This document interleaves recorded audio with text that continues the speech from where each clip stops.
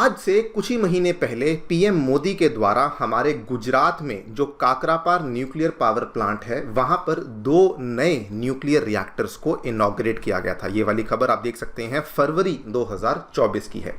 और दोस्तों इसी के कॉन्टेक्स्ट में अब भारत के द्वारा अनाउंस किया गया है कि वो आने वाले टाइम में 18 नए न्यूक्लियर रिएक्टर्स को बिल्ड करने वाले हैं, जिनकी जो टोटल कैपेसिटी होने वाली है that is going to be 13,800 megawatt. और ये जब कंप्लीट हो जाएंगे तो उसकी बदौलत हमारे भारत की जो टोटल न्यूक्लियर पावर कैपेसिटी है वो बेसिकली टच कर जाएगी to almost a number of 22,400 megawatt. और ये वाले जो 18 के 18 न्यूक्लियर रिएक्टर्स को बनाने का हमारा प्लान है, टारगेट है कि इनको 2032 तक भारत के अंदर एस्टैब्लिश कर दिया जाएगा। इसके बारे में तो चर्चा करेंगे ही करेंगे कि ये न्यूक्लियर रिएक्टर्स कौन से राज्यों में कौन से सिटीज़ में हमें देखने को मिलने वाले हैं। लेकिन अपार्ट फ्रॉम दैट ये वाली जो खबर है 2 कारणों से बहुत ज़्यादा आउटस्टैंडिंग खबर बन जाती है। नंबर 1, न्यूक्लियर रिएक्टर्स को बनाने में बहुत ही मोटी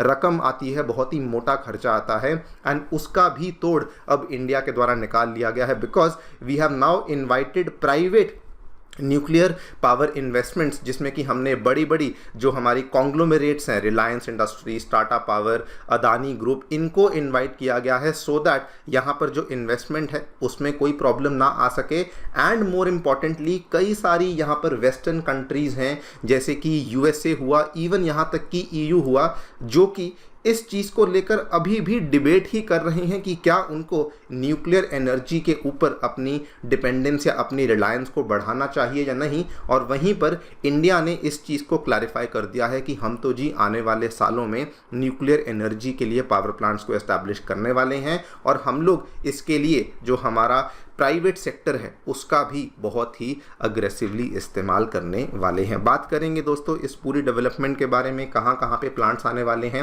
एंड मोर इम्पॉर्टेंटली कैसे इससे भारत को फ़ायदा होगा उसको भी हम लोग समझने का प्रयास करेंगे। आइए शुरू करते हैं मेरे साथ। मेरा नाम है अनिरुद्ध। यदि आप लोग हमें फॉलो करना चाहते हैं, हमारे लेक्चर्स के अपडेट्स को प्राप्त करना चाहते हैं तो यहाँ पर दिए गए टेलीग्राम चैनल्स के माध्यम से ऐसा कर सकते हैं।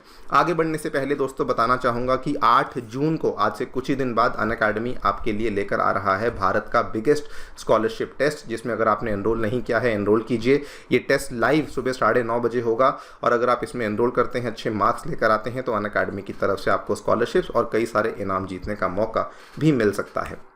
ऑल राइट, सो ब्रीफली आपको कॉन्टेक्स्ट बता दूं। अभी फरवरी महीने की बात है, हमारा गुजरात में जो सूरत के बिल्कुल नज़दीक पड़ता है काकरापार का एटॉमिक पावर स्टेशन, वो ऑलरेडी एक ऑपरेशनल एटॉमिक पावर प्लांट है। लेकिन वहाँ पर 2 नए यूनिट्स हैं जिनका इनॉग्रेशन रिसेंटली पीएम मोदी के द्वारा किया गया था। ये वाले जो 2 नए यूनिट्स हैं इनकी जो टोटल कैपेसिटी है दिस इज़ अप्रॉक्सीमेटली 1400 मेगावाट की कैपेसिटी है, जिनको यहाँ पर इनॉग्रेट कर दिया गया था। आप लोग यहाँ पे देख सकते हैं unit number 3 and unit number 4, जिसको कि काकरापार एटॉमिक पावर स्टेशन में बनाया गया था। दोनों की जो अलग से कैपेसिटी है वो 700 मेगावाट की है और इसको बनाने में खर्चा ऑलमोस्ट 22,500 करोड़ का आया था और इसको बनाया गया था भारत की इकलौती जो न्यूक्लियर सेक्टर में डील करने वाली पीएसयू है, जिसका नाम है nuclear power corporation of India.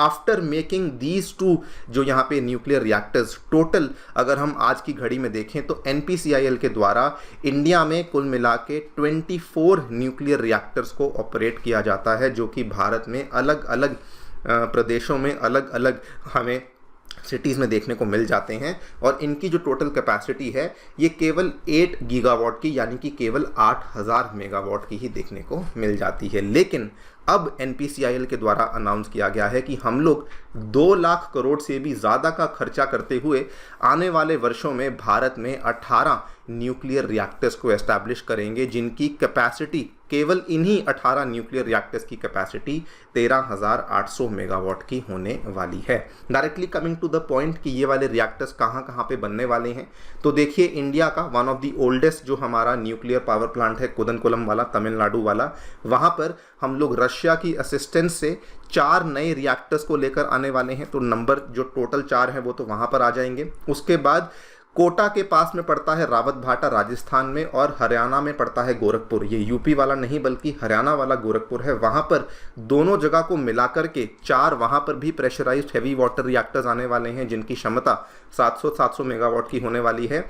और उसके अलावा 3 और प्लेसेस हैं जहाँ पर कुल मिला के हम लोग 10 यहाँ पर PHWRs को लेकर आएंगे, प्रेशराइज हैवी वाटर रिएक्टर्स को लेकर आएंगे। नंबर 1 कैगा कर्नाटका में, जहाँ पे ऑलरेडी हमारा पावर प्लांट चलता है, और उसके बाद मध्य प्रदेश में छुटका, एंड राजस्थान में माही बंसवाड़ा, यहाँ पर भी हमें न्यूक्लियर पावर प्लांट्स देखने को मिलने वाले हैं। ये दोनों मैप्स के माध्यम से आप लोग इनकी लोकेशंस को देख सकते हैं। ये दोस्तों राजस्थान में माही बंसवाड़ा है, ये हरियाणा का गोरखपुर है, उसके बाद ये मध्य प्रदेश का छुटका है, ये यहाँ पे कर्नाटका का कैगा है, ये यहाँ पे तमिलनाडु का कुदनकुलम है। और इनफैक्ट यहाँ पर कुछ कुछ और भी प्लांट्स यहाँ पे मेंशन किए गए हैं, जैसे कि मिथि विरदी हुआ, कोवड़ा हुआ, इवन यहाँ पे तारापुर हुआ। ये वो वाले प्लांट्स हैं, जैतापुर हुआ, जिनको लेकर बातचीत अभी चल रही है, जहाँ पर फ्रांस और अमेरिका के साथ बातचीत चल रही है, लेकिन इसको लेकर कोई भी हमें प्रॉपर अपडेट देखने को नहीं मिला है। लेकिन इंडिया ने बोला है कि जो ये वाली साइट्स हैं यहाँ पर तो हम लोग खुद ही बनाने वाले हैं, और इनको लेकर के कामकाज यहाँ पे शुरू कर भी दिया गया है।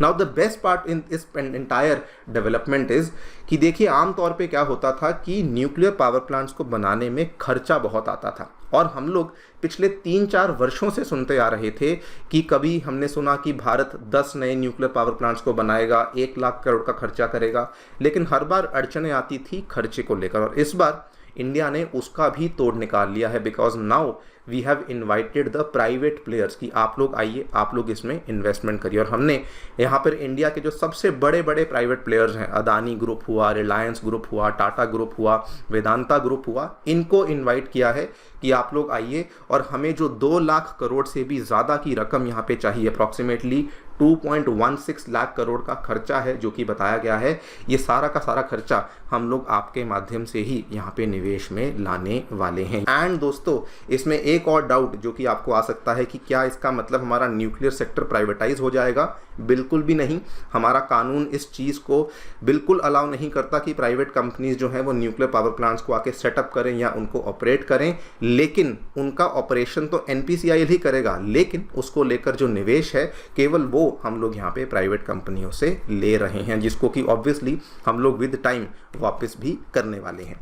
अब इस पूरी चीज़ का फ़ायदा हमें क्या होगा? ये आपके सामने जो ग्राफ आप देख रहे हैं, ये इंडिया का टोटल एनर्जी मिक्स है, जिसमें कि नंबर 1 पे ऑब्वियसली कोयला आता है, नंबर 2 पे दोस्तों रिन्यूएबल एनर्जी आता है, नंबर 3 पे गैस आता है, और नंबर 4 और नंबर 5 पे हमें न्यूक्लियर और लिग्नाइट, इन दोनों में हमें कंपटीशन देखने को मिलता है। बेसिकली न्यूक्लियर कभी नंबर 4 पे होता है, कभी नंबर 5 पे होता है। हमारा टारगेट ये है कि अगर हम लोग और न्यूक्लियर पावर प्लांट्स को बनाएंगे, सो हम लोग न्यूक्लियर एनर्जी का जो कंट्रीब्यूशन है इंडिया के टोटल एनर्जी मिक्स में, उसको यहाँ पर बढ़ा पाएंगे। आज की डेट में हम लोग केवल 8000 मेगावाट के आसपास का ही जो एनर्जी है वो न्यूक्लियर रिएक्टर से जनरेट करते हैं, लेकिन आगे बढ़ते हुए जब हम लोग 22,400 मेगावाट की एनर्जी को जनरेट करने लग जाएंगे, सो ऑब्वियसली हमारा जो यहाँ पर एनर्जी मिक्स में न्यूक्लियर का कंट्रीब्यूशन है ये बहुत ज़्यादा बढ़ जाएगा। इसका क्या फ़ायदा होगा? इसका फ़ायदा ये होगा कि हमारी जो non fossil fuel based sources से आने वाली पावर है, जो वहाँ से आने वाली बिजली की जनरेशन है, वो बहुत ज़्यादा बढ़ जाएगी। और इनफैक्ट यहाँ पर और भी हमारे बहुत सारे गोल्स हैं, जैसे कि नेट ज़ीरो एमिशन का गोल हुआ 2070 तक, रिन्यूएबल एनर्जी का गोल हुआ 2030 तक, नॉन फॉसिल फ्यूल एनर्जी का गोल हुआ, ग्रीन हाइड्रोजन CO2 एमिशंस, ये सारे के सारे जो गोल्स हैं, इन सभी गोल्स में कहीं ना कहीं ये वाला जो हमारा कदम है,